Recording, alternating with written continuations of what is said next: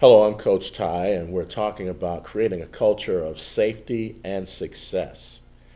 We're opening up discussion talking about all the things that went wrong at Penn State University with the Jerry Sandusky case, and then how it cascaded over to Syracuse and Coach Fine being terminated, only to have the statute of limitations run so he can't be criminally charged. The AAU, Bobby Dodd, now accused of sexually abusing several kids and being released from his job as executive director of the AAU, where he was being paid $270,000 a year.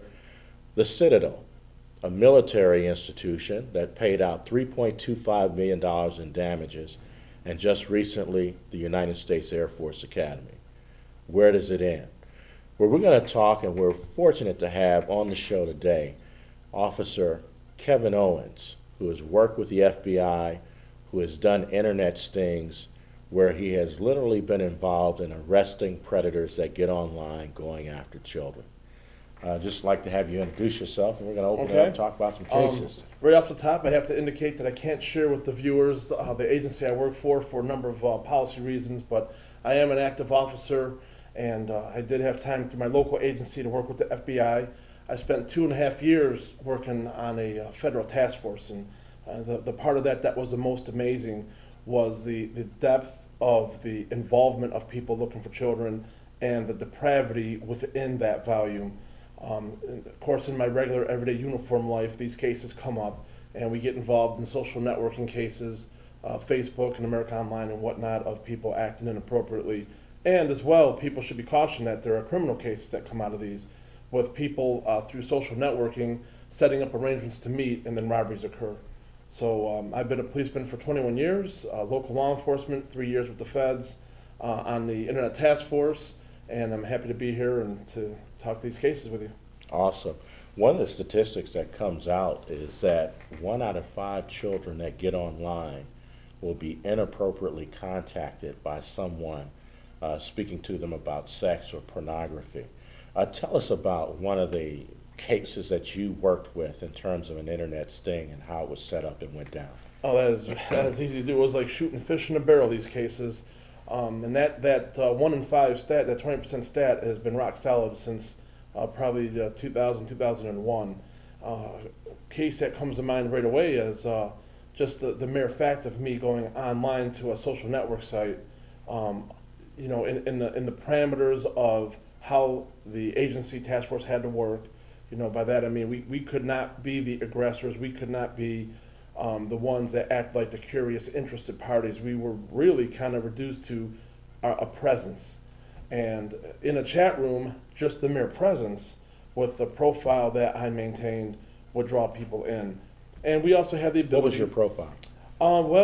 My profile ran the gamut of male, female, juveniles, of different socioeconomic parameters, but really what was the linchpin was that my profile was set up to appear as though easy prey. And by that I mean dysfunctional.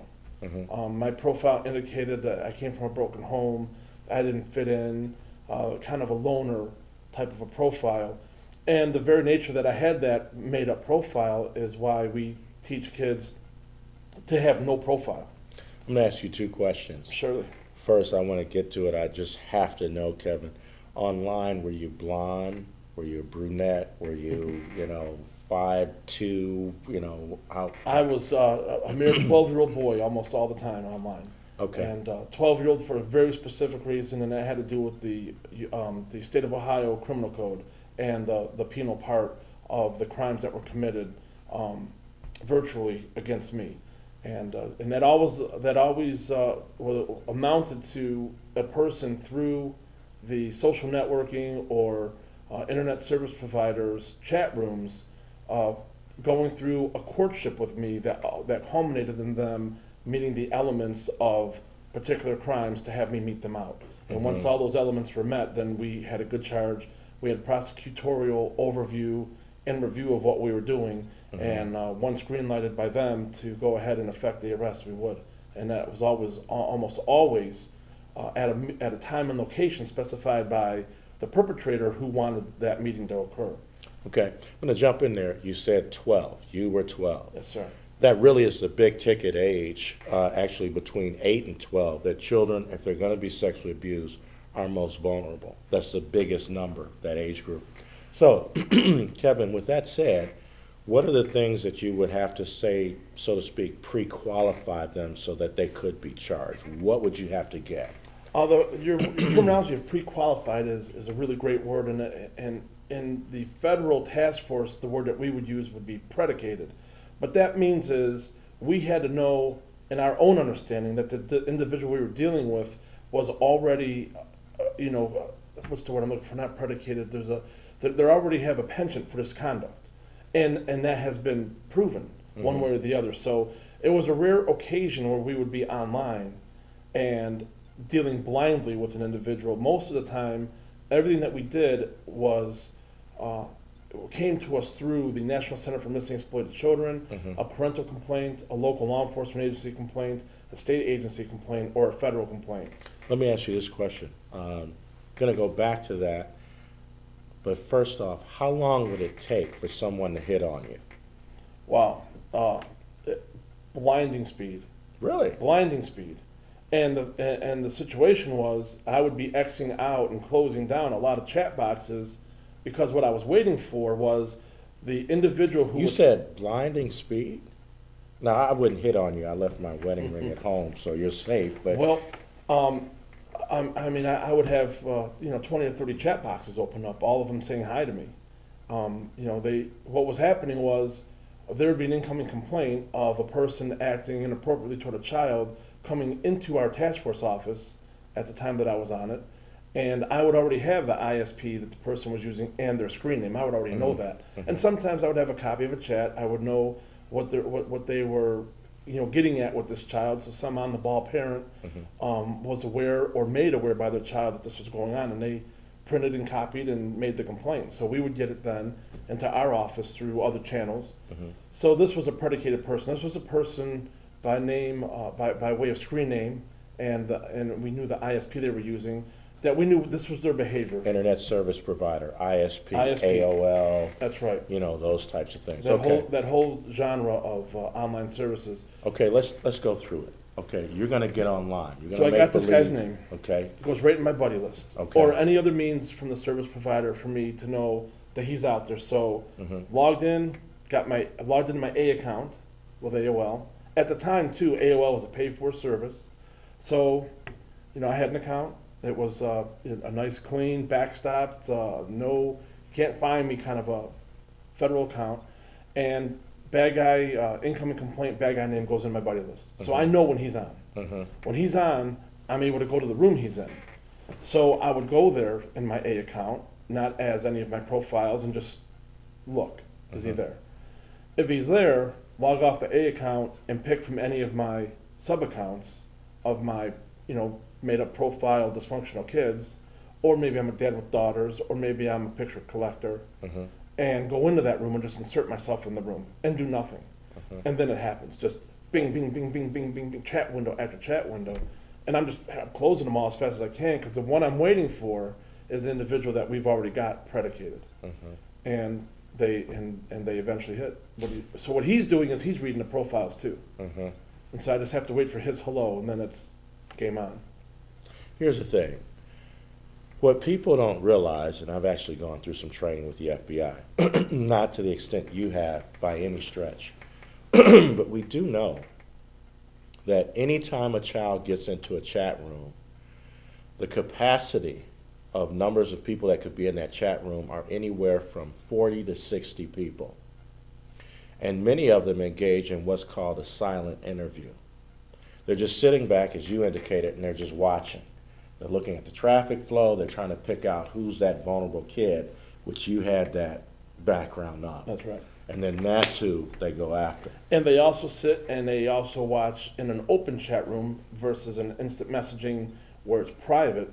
They're watching the language going back and forth. They're watching as a kid giving up any information, personal information, phone number, school, social activity, anything that they could pin on, because then you have traceroute software, then you have Google Earth. So, and during my tenure on the federal task force, I had some of the predicated subjects that were subsequently arrested go to Google Earth after they arranged the meet location and tell me where they knew things were.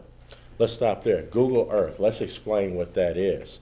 Google Earth is when you go online and you can actually look at a person's house, see the address numbers on their front door, see cars in the driveway. Right? Absolutely. Yep, down to 1,000 feet or lower. Yes. Very detailed. And In real time?